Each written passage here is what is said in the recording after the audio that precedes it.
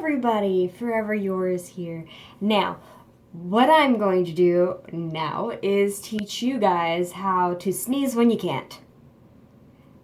Yeah, I know that sounds weird. But hey, you know what? I use this technique quite often. I mean, there are many techniques to make yourself sneeze, such as, staring not at the sun because that'll make you go blind, but kind of in the general area of where the sun is. Generally, you'll sneeze or, sniffing dust or tickling under your nose. This one is my personal favorite, and you might find it weird, but my family taught it to me. You take a piece of toilet paper or a tissue, you take it and you twirl it like so.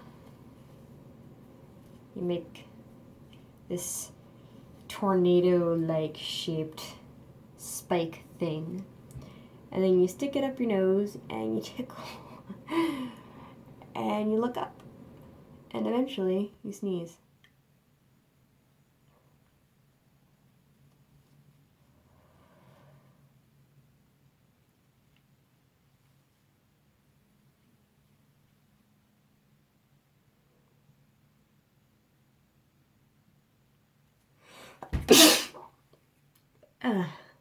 Yeah.